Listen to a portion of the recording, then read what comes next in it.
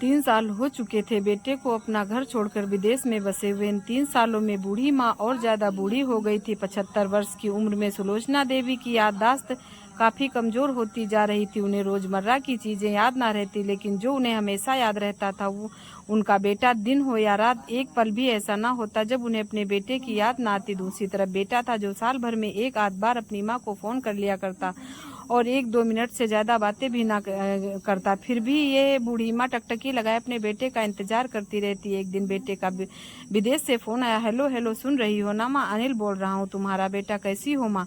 मैं ठीक हूँ बेटा। तुम, बहू और पोता कैसा है? माँ ने पूछा। सब अच्छे हैं माँ, मैं अगले हफ्ते गाँव आ रहा हूँ तुम्हें लेने।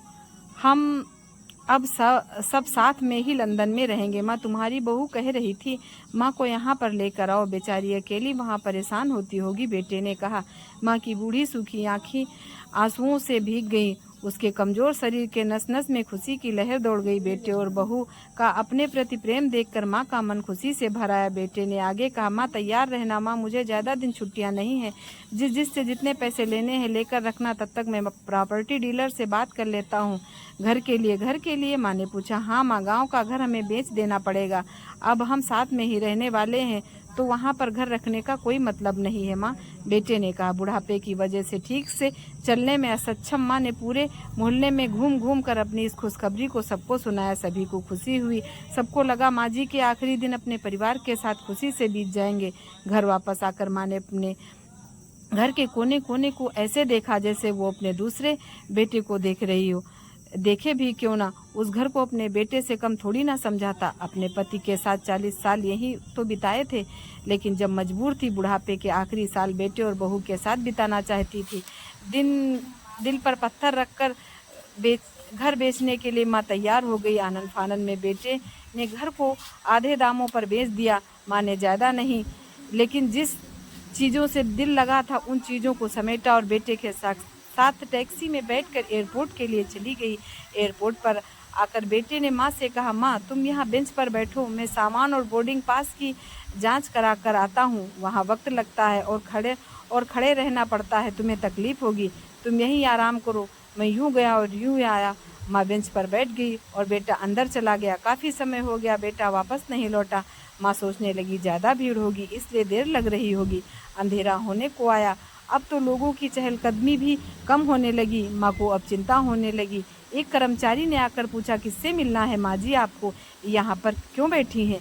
डरती हुई आवाज़ में सुलोचना देवी बोली, मेरा बेटा और सामान की जांच कराने गया है, लंदन जा रहे हैं हम। क्या नाम है माँ जी आपके बेटे का? कर्मचारी ने पूछा। अनिल नाम है मेरे बेटे का, सुलोचना देवी ने बताया। कर्मचारी अंदर गया और थोड़ी देर बाद बाहर लौटा।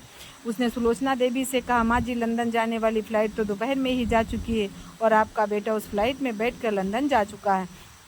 अब आपके यहाँ बैठने का कोई मतलब नहीं है, आप भी अपने घर चली जाइए। क्या जा चुका है और मैं घर जाऊं? घर माँ की आंखों से आंसुओं के सैलाब उठने लगे। जैसे तैसे माँ घर पहुंची।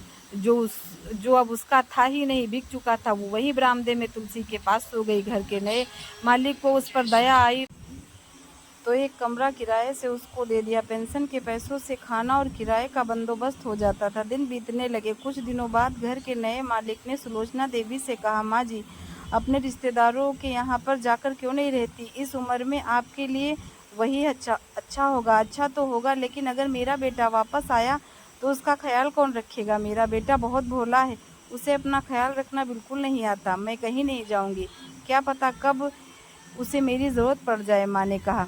दोस्तों सच बता रही हूँ माँ की ऐसी बातें सुनकर मेरी आंखों में आंसू आ गए। किसी ने सच ही कहा है, पूत कपूत हो सकता है लेकिन माता कभी कुमाता नहीं होती।